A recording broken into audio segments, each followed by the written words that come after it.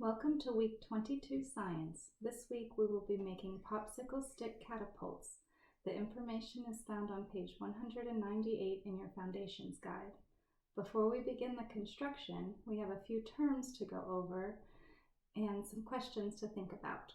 First, what is a catapult and what is the purpose of a catapult?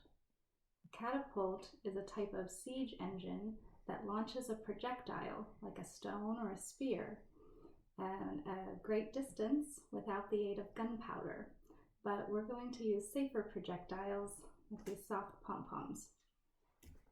Catapults use tension to store energy to launch the projectile. Tension means to stretch. Think of stretching a rubber band. Tension occurs when the force is applied to an object that stretches it tight. Let's think more about catapults. Have you ever seen a picture of a catapult? Or have you ever read a story that had a catapult in it? Medieval catapults were very large and heavy. They were designed to break heavy castle doors and thick city walls. Why do you think catapults were good to use during battles?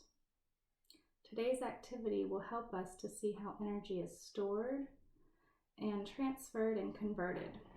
It will be helpful for you to review the science sentences from weeks 15 through 18.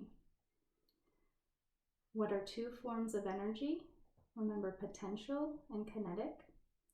And Newton's first law of motion that states that an object at rest tends to remain at rest, and an object in motion tends to continue moving in a straight line at a constant speed unless an outside force acts upon it. The forces in our experiment that will affect our projectile are air resistance and gravity. Newton's second law of motion states that force equals mass times acceleration, and Newton's third law of motion that states that every action has an equal and opposite reaction. Okay, think about how these things might apply to the catapults as you are building and launching them. Okay, now let's gather our supplies. We're going to need at least 7 popsicle sticks, at least 3 rubber bands, and a soft projectile like pom-poms or mini marshmallows. Okay, you might also want to use a plastic bottle cap to hold your projectile so it doesn't fall off when you're going to launch it. Let's begin. You're going to need to stack 5 popsicle sticks with rubber bands on each end. And you're going to need to take the 2 remaining popsicle sticks and attach rubber bands on one end. You can attach the cap to the open end of the 2 popsicle sticks. I used a piece of tape. You could also use glue. You're going to take your 5 popsicle sticks and insert them between the 2 open ends, close down to where the rubber bands are. You can use a rubber band, an extra one, to attach it if it starts moving. Then you can put your projectile in. When we push it down, this is what is creating the tension to store the potential energy. And then when we release, it turns to kinetic energy and our projectile flies. Okay, some things that I want you to think about. What is in our catapult design that causes the tension to our launcher?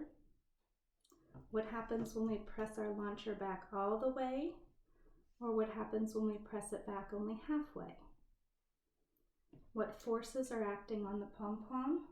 You might have a second one ready. What forces are acting on it?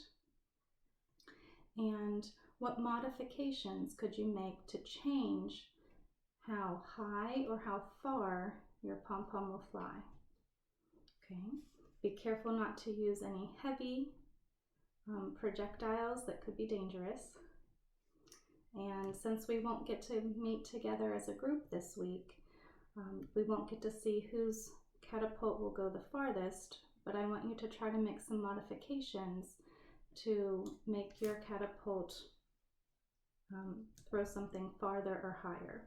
You might want to make an adjustment with the number of sticks. Maybe instead of 5, use 10, and see if that changes the height or distance. Okay.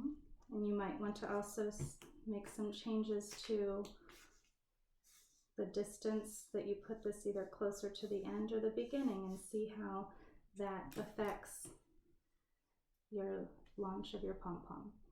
Okay, I hope that you have fun this week.